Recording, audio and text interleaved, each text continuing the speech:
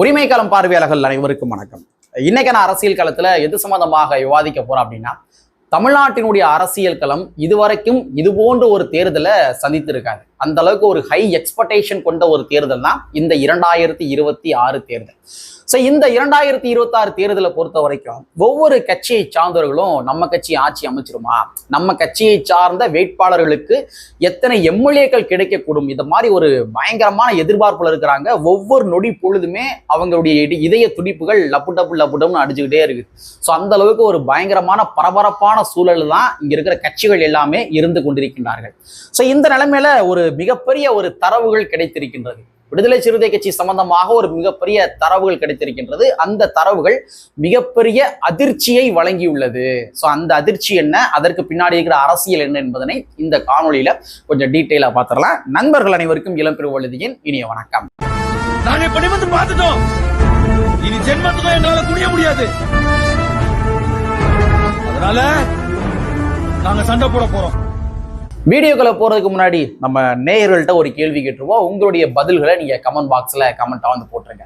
அதாவது விசிகாவுக்கு ஒதுக்கப்பட்டிருக்கின்ற இந்த 8 தொகுதி இருக்கு இல்லையா, இந்த 8 தொகுதியில விசிகா எத்தனை தொகுதிகளில் வெற்றி பெறக்கூடும் அப்படின்றத நீங்க கமெண்ட் பாக்ஸ்ல கமெண்டா போட்டுருங்க. உங்களுக்கு ஏதேனும் தனிப்பட்ட கருத்துக்கள் இருந்தாலும் கூட நீங்க கமெண்ட் பாக்ஸ்ல கமெண்டா வந்து போட்டுருங்க. சரிங்களா? சரி, விசிகாவை மிரள விட்ட அந்த மாபெரும் கருத்து கணிப்பு என்ன? முதல்ல இந்த கருத்து கணிப்பை யார் எடுத்திருக்கிறாங்க அப்படின்றத பார்த்துருவோம். திராவிட முன்னேற்ற கழகம் தான் என்ன பண்ணியிருக்காங்க, இந்த மாபெரும் கருத்து கணிப்பு எடுத்திருக்கிறாங்க. அதுவும் வந்து சும்மா ஒரே ஒரு நிறுவனத்திட மட்டும் கொடுத்து கருத்து கணிப்பு எடுக்கல, கிட்டத்தட்ட ஒரு 7 நிறுவனங்கள்கிட்ட கருத்து கணிப்பு வந்து எடுக்க சொல்லியிருக்கிறாங்க. 7 நிறுவனங்கள் 234 தொகுதியிலுமே பல குழுக்களை அமைத்து அவங்க கருத்து கணிப்பை எடுத்திருக்கிறாங்க. ஏன்னா தேர்தல் நெருங்குகின்றது, திமுகவும் பிரச்சாரத்தை வந்து பயங்கரமா வந்து பூஸ்டப் பண்ணிக்கிறாங்க. இங்கிட்ட ஆப்போசிட்ல பார்த்தோம்னா இங்கிட்ட எடப்பாடி பழனிசாமி அவர்களும் கூட பிரச்சாரத்தை பயங்கரமா பூஸ்டப் பண்ணியிருக்கிறாரு. இந்த பக்கம் பார்த்தோம்னா தமிழக வெற்றிக்கழகத்துடைய விஜய் அவர்கள் அவர் ஒரு பக்கம் வந்து பிரச்சாரத்தை வந்து தீவிரப்படுத்திக்கிறார். ஸோ இந்த மாதிரி 3 கட்சிகளுமே தங்களுடைய பிரச்சாரத்தை தீவிரப்படுத்துவதனுடைய விளைவுகளால மொத்தமாக ஒரு 7 நிறுவனங்கள்கிட்ட திராவிட முன்னேற்ற கழகம் தமிழ்நாட்டினுடைய அரசியல் களம் யாருக்கு சாதகமாக இருக்கின்றது அப்படின்ற மாதிரி நீங்க சர்வே பண்ணுங்கன்ற மாதிரி கொடுத்திருக்கிறாங்க. ஸோ இந்த 7 நிறுவனங்கள்ல 6 நிறுவனங்கள் ஒரு மிகப்பெரிய பாசிட்டிவான ஒரு சர்வே வந்து கொடுத்திருக்காங்க. இந்த பாசிட்டிவான சர்வே எப்படின்னு பார்த்தோம்னா, நம்ம மத்ததை பேச போறது கிடையாது. விடுதலை சிறுத்தை கட்சிக்கு ஒதுக்கப்பட்ட இந்த 8 தொகுதி இருக்கு இல்லையா, இந்த 8 தொகுதியில மிகப்பெரிய ஒரு பாசிட்டிவான ஒரு செய்தியை வந்து கொடுத்திருக்கிறாங்க. 7 நிறுவனங்கள்ல 6 நிறுவனங்கள் மிகப்பெரிய பாசிட்டிவான செய்தியை கொடுத்திருக்கிறாங்க.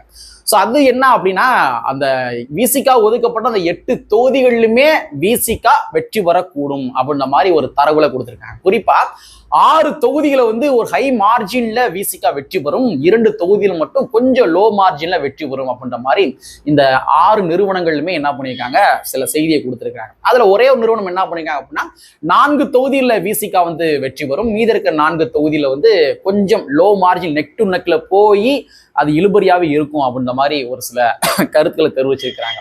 ஸோ விசிகா ஒதுக்கப்பட்ட அந்த 8 தொகுதி இருக்கு இல்லையா, அந்த 8 தொகுதியில விசிகா நிச்சயமாக வெற்றி பெறும் அப்படின்ற மாதிரி இந்த 6 நிறுவனங்கள் என்ன பண்ணியிருக்காங்க, கருத்து கணிப்பை வெளியிட்டு இருக்காங்க. இதுல அவங்க சும்மா ஏனோ தானோன்னு எடுக்கல, ஒவ்வொரு கிரைட்டீரியா இருக்கு இல்லையா, ஒவ்வொரு கிரைட்டீரியாவை பிரிச்சு அந்தந்த மக்கள்கிட்ட போய் அவங்க என்ன பண்ணிருக்காங்கன்னா கருத்து கணிப்பு எடுத்திருக்காங்க. இதான் ரொம்ப முக்கியமான விடயம். அது என்னென்ன கிரைட்டீரியா அப்படின்னா, தமிழ்நாட்டில் நீங்க நம்ம பொதுமக்கள் இருக்காங்க இல்லையா, அந்த ஒட்டுமொத்த வாக்காளர்கள், நீங்க இந்த ஒட்டுமொத்த வாக்காளர்களை நீங்க பல செக்டாரா வந்து பிரிக்கலாம். நீங்க ஒட்டுமொத்தமா பொதுமக்கள் வாக்காளர்கள் என்று பிரித்தாலும் கூட இங்க பல செக்டாரா அந்த மக்களை பிரிக்கலாம். அதுல ஒரு செக்டார் என்ன பார்த்தோம்னா, அரசு ஊழியர்கள் இருக்காங்க இல்லையா, அரசு ஊழியர்கள்ட்ட கருத்து கணிப்பு எடுத்திருக்கிறாங்க. அரசு ஊழியர் என்பது வந்து ஒரு செக்டார். கிட்டத்தட்ட ஒரு 14 லட்சம் நிரந்தரம் மற்றும் தற்காலிக ஊழியர்களை கொண்ட ஒரு தொகுப்பு தான் அரசு ஊழியர்கள். ஸோ இந்த அரசு ஊழியர்களுடைய கோரிக்கைகள் திராவிட முன்னேற்ற கழகத்தினுடைய ஆட்சியில நிறைவேறவில்லையா என்பதனையும் கடந்து இந்த அரசு ஊழியர்களுக்காக களத்தில் நின்று போராடிய நபர் யாருன்னு பார்த்தோம்னா, அது அண்ணன் திருமாவளவன் அவர்கள், விடுதலை சிறுத்தை கட்சி. அவங்க தான் என்ன பண்ணிருக்காங்கன்னா, பல இடங்கள்ல போராட்டங்களை மேற்கொண்டாங்க. அரசு ஊழியர்கள் எங்கெங்கெல்லாம் போராட்டம் பண்றாங்களோ அங்கெல்லாம் போய் அண்ணன் திருமாவர்கள் நேரடியாவே தன்னுடைய ஆதரவை தெரிவித்தார். நான் வந்து உங்களுடைய மெசேஜை நான் முதலமைச்சர் அவர்கள்ட்ட கன்வே பண்றேன் அப்படின்ற மாதிரி கன்வே பண்ணார். ஸோ ஒரு இணைப்பு பாலமாக இருந்தார் அண்ணன் திருமாவளவன் அவர்கள். ஸோ அப்ப எனக்கு ஒரு பிரச்சனை என்று வருகின்ற பொழுது, அரசு ஊழியர்களுக்கு என்று ஒரு பிரச்சனை என்று வருகின்ற பொழுது, என்னுடைய டிமாண்டை நான் யாரு மூலமா பாஸ் பண்ண முடியும்? அதிகார வர்க்கங்கள் என்னுடைய டிமாண்டா காது கொடுத்து கேட்பது கிடையாது. அப்ப என் டிமாண்டை அந்த மக்கள்கிட்ட, அந்த அதிகார வர்க்கங்கள்ட்ட பாஸ் பண்ணுவதற்கு எனக்கு ஒரு பிளாட்ஃபார்ம் வேணும். அந்த பிளாட்ஃபார்ம் அண்ணன் திருமாவளவன் அவர்கள். ஸோ எனக்கு எந்த பிரச்சனை என்றாலும் கூட விசிக களத்தில் நின்றது என்ற ஒரு மைய புள்ளியின் அடிப்படையில அரசு ஊழியர்கள் பெரும்பாலும் இந்த 8 தொகுதியில விசிக்காக தான் வாக்களிக்கிறாங்க அப்படின்ற மாதிரி அந்த 6 சர்வே டீம் வந்து சொல்லியிருக்கிறாங்க. ஸோ இது ஒரு செக்டார். அடுத்து இன்னொரு செக்டார் யாருன்னு பார்த்தோம்னா செவிலியர்கள். உங்களுக்கு தெரியும், சமீபத்துல 2022 என்று கருதுகின்றேன், நள்ளிரவு வேலை வரைக்கும் செவிலியர்கள் மிகப்பெரிய ஒரு போராட்டங்கள் பண்ணாங்க. பணி நிரந்தரம், இது போன்ற பல்வேறு வகையான கோரிக்கைகளை மையப்படுத்தி செவிலியர்கள் கடந்த 2022 போராட்டம் பண்ணாங்க. இப்ப சமீபத்திலையும் கூட போராட்டம் பண்ணாங்க. ஸோ அந்த மாதிரி நள்ளிரவு வேலையில அந்த மக்களை போய் சந்திச்சு தன்னுடைய ஆதரவை தெரிவித்த நபர் யார் பார்த்தோம்னா அது அண்ணன் திருமாவர்கள். ஸோ அப்ப இந்த செவிலியர்களும் என்ன பண்றாங்க அப்படின்னா, விசிகா போட்டியிடுகின்ற இந்த தொகுதிகளில் நிச்சயமாக எங்களுடைய வாக்குகள் விசிகாவுக்கு தான் அப்படின்ற மாதிரி அவங்க தங்களுடைய கருத்துக்களை தெரிவித்திருப்பதாக செய்திகள். ஸோ அதான் அந்த சர்வே டீம் வந்து இந்த ஒரு பேராமீட்டர்ல எடுத்திருக்காங்க. அரசு ஊழியர்கள்ட்ட எடுத்திருக்காங்க, அது போக செவிலியர்கள் இருப்பாங்க இல்லையா, இந்த செவிலியர்கள்ட்டும் கூட என்ன பண்ணிருக்காங்க, அந்த சர்வே டீம் வந்து சர்வே வந்து எடுத்திருக்காங்க.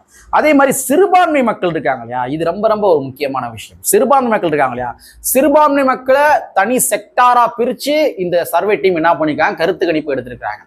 சிறுபான்மை மக்களுடைய பாதுகாவலர் அது யாருன்னு பார்த்தோம்னா அது அப்கோர்ஸ் அண்ணன் திருமாவர்கள் தான். நீங்க வந்து திமுகவை நீங்க வந்து ஓப்பனா சொல்லிட முடியாது. திமுக தான் வந்து சிறுபான்மையுடைய பாதுகாவலர் சொல்ல முடியாது. அண்ணன் திருமாவர்கள் எங்க இருக்கின்றாரோ அங்க சிறுபான்மை மக்கள் வந்து வாக்களிப்பார்கள். நம்ம அப்படிதான் நம்ம எடுத்துக்கொள்ள முடியும். ஏன்னா நீங்க மதுரை மாவட்டத்துல இன்றலும் கூட டிசம்பர் 6ஆம் தேதி என்ன பண்ணுவாங்கன்னா, தலித் இஸ்லாமியர்கள் எழுச்சி நாள் அப்படின்ற மாதிரி ஒரு கருஞ்சட்டை பேரணி நடத்துவாங்க. கிட்டத்தட்ட பல ஆண்டு காலமாகவே அவங்க பேரணி நடத்திருக்காங்க. ஸோ தலித் மக்களையும் சிறுபான்மை மக்களையும் ஒன்றிணைத்த ஒரு நபர் யார் மட்டும்னா அது அண்ணன் திருமாவர்கள் மட்டும்தான். அவர் திருமாவர்கள் அன்னை வந்து அந்த மாதிரி ஒருங்கிணைத்து தான் இதுவரைக்கும் அரசியல் பண்ணிக்கிறார். ஏன் விசிகாவுடைய சானவாஸ் அவர்கள் வந்து எம்எல்ஏ இல்லையா, விசிகால எம்எல்ஏ ப்ரீ எக்ஸ்எம்எல்ஏவா இருந்தார் இல்லையா, இப்ப இன்னொரு ஒரு வேட்பாளரை வந்து இஸ்லாமிய மக்கள் வந்து அறிவிச்சிருக்கிறாரு. ஸோ சிறுபான்மை மக்களுடைய பாதுகாவலர் யார் பார்த்தோம்னா அது வந்து விசிகா தான். ஸோ அப்படியே பட்சத்தில் இந்த 8 தொகுதிகளில் கிறிஸ்டியானிட்டி பீப்புள்ஸும் சரி, இஸ்லாமிக் பீப்புள்ஸும் சரி, அவங்க நாங்கள் விசிகாக தான் வாக்களிப்போம் அப்படின்ற மாதிரி தகவல் கொடுத்திருப்பதாக தகவல். அதாவது நீங்க நாடாளுமன்றத்துல ஜெய் பீம் அல்லாஹு அக்பர் அப்படின்ற மாதிரி முழக்கம் வந்து எழுப்பினாரு அண்ணன் திருமாவர்கள். அதுவும் இல்லாம இங்க மௌலானா ஆசாத்னு சொல்லி ஒரு திட்டம் வந்து இருந்துச்சு. அந்த திட்டத்தை மோடி அரசு என்ன பண்ணிடுறாங்க, எடுத்துடுறாங்க. அதாவது சமூக நல்லிணக்க கல்வியில சிறுபான்மை மக்களுக்கு வந்து இலவசமாகவே அந்த ஆராய்ச்சி கல்வி வந்து படிக்கலாம். அந்த மாதிரி ஒரு ஸ்கீம் இருந்துச்சு. அந்த ஸ்கீமை மோடி அரசாங்கம் எடுத்துறாங்க. அப்ப அந்த ஸ்கீமை மறுபடியும் மௌலானா ஆசாத் திட்டத்தை மறுபடியும் கொண்டு வரணும் அப்படின்ற மாதிரி பார்லிமெண்ட்ல பேசின ஒரு நபர் யாருன்னு பார்த்தோம்னா அது அண்ணன் திருமாவர்கள். அதே மாதிரி இங்க ப்ரீ மெட்ரிக் ஸ்காலர்ஷிப் சிறுபான்மை மக்களுக்கு, கிறிஸ்தவர்களுக்கு ப்ரீ மெட்ரிக் ஸ்காலர்ஷிப் வந்து எடுத்துட்டாங்க மோடி அரசாங்கம். அதையும் கூட பார்லிமெண்ட்ல பேசும் நபர் யார் பார்த்தோம்னா அது அண்ணன் திருமாவர்கள் தான். அதே மாதிரி இங்க இன்னும் நிறைய விஷயங்கள் சொல்லலாம். சிறுபான்மை மக்களுக்காக அண்ணன் திருமாவர்கள் முழங்கிய முழக்கங்களும் சரி, நடத்திய போராட்டங்களும் சரி, ஏன் இன்னும் வெளிப்படையா சொல்றாங்க, 2021 CAA அந்த சட்டத்துக்கு எதிராக திருச்சியில பல லட்சம் நபர்களை திரட்டி மாபெரும் பேரணி நடத்திய ஒரு நபர் யாருன்னா அதன் திருமாவர்கள் தான். தேசம் காப்போம் அப்படின்ற மாதிரி பேரணி. ஸோ சிறுபான்மை மக்களுடைய வாக்குகள் என்பது அது வந்து விசிகாவுக்கு தான். அதுவும் குறிப்பா விசிகா எங்க இருக்குதோ அங்க அளிப்பாங்க. அதான் பிராக்டிக்கலான ஒரு விஷயம். ஸோ அப்படிங்கிற பட்சத்துல இந்த ஒரு செக்டார் அடிப்படையில் அந்த சர்வே டீம் எடுத்த சர்வேல சிறுபான்மை மக்கள் இங்க வந்து விசிகாக தான் வாக்களிப்பாங்க இந்த 8 தொகுதியில் அப்படின்ற மாதிரி அவங்க டேட்டா வந்து கொடுத்துருக்காங்க.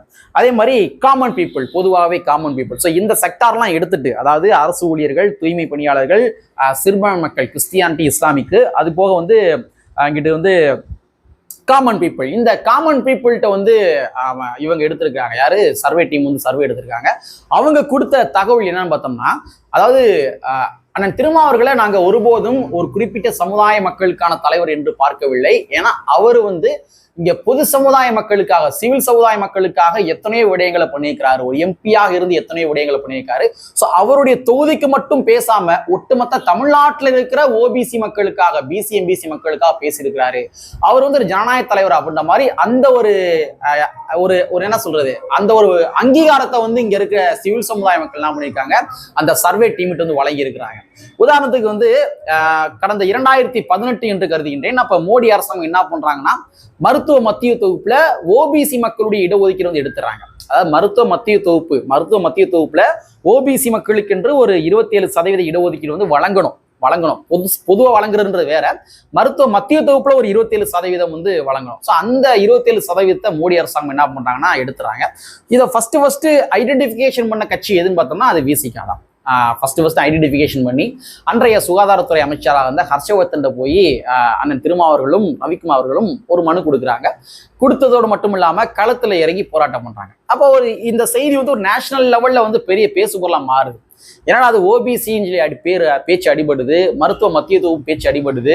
இங்க தென்னாட்டுல வந்து திருமாவளவன் என்று சொல்லப்படுகின்ற ஒருத்தர் வந்து போராட்டம் பண்ணியிருக்காரு, என்ன மேட்ரு அப்படின்ற மாதிரி மற்ற கட்சிகள் உற்று நோக்கி, நேஷனல் பார்ட்டிஸ் வந்து உற்று நோக்கி என்ன பண்றாங்கன்னா அவங்களும் போராட்டத்தை முன்னெடுக்கிறாங்க. அப்புறம் நீதிமன்றத்தை வழக்கு தொடுக்கிறாங்க. அதற்கு பின்பாக தான் வந்து மறுபடியும் மருத்துவ மத்திய தொகுப்புல ஓபிசி மக்களுக்கு 27% இடஒதுக்கீட்டை மோடி அரசாங்கம் வழங்கினார்கள்.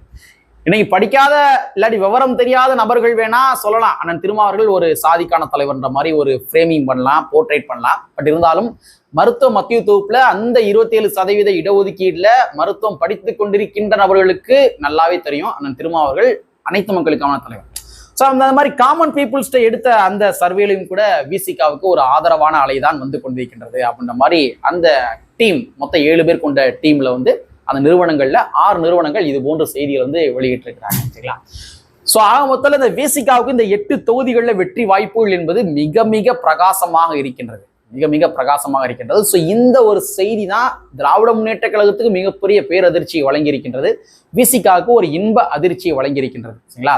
ஸோ வந்து பார்ப்போம் 2026 தேர்தல் முடிவுகளில் விசிகாவுக்கு எத்தனை தொகுதிகள் கிடைக்கும், இந்த கருத்து கணிப்பு உண்மையா இல்லை வந்து இது சும்மா வெளியிடப்பட்ட ஒரு கருத்து கணிப்பா அப்படின்றத நம்ம ரிசல்ட்டுக்கு அப்புறம் நம்ம ஓரளவு தெரிஞ்சுக்கலாம். பட் இருந்தாலும் நம்முடைய பார்வையின் அடிப்படையில் இப்போ நான் சொன்ன தரவுகள் எல்லாமே உண்மைதான். அந்த கருத்து கணிப்பு எடுத்த நிறுவனங்கள் வந்து இந்தந்த பேராமீட்டர்ல எடுத்திருக்கிறாங்க. பட் இருந்தாலும் இந்த பேராமீட்டரை தழுவி நான் சொன்ன கருத்துக்கள் அது எல்லாமே உண்மையானதுதான். அண்ணன் திருமாவர்கள் இத்தனை போராட்டங்கள் பண்ணியிருக்காரு, சிறுபான்மைகளுடைய இதெல்லாமே நான் சொன்ன தரவுகள்லாம் உண்மைதான். நீங்க வேணா கிராஸ் செக்கிங் பண்ணிக்கோங்க. பட் இருந்தாலும் என்னை பொறுத்தவரை இந்த கருத்து கணிப்புகள் நிச்சயமாக ஒரு 99.5% உண்மையாகத்தான் இருக்கக்கூடும் என்பதில் எந்த விதமான மாற்று கருத்தும் இருக்க முடியாது என்பதனை கூறிக்கொண்டு, கற்பை ஒன்று புரட்சி செய்யும் புரட்சியில் அம்பேத்கருடைய வரியை கூறிக்கொண்டு நிறைவு செய்கின்றேன். நன்றி, வணக்கம்.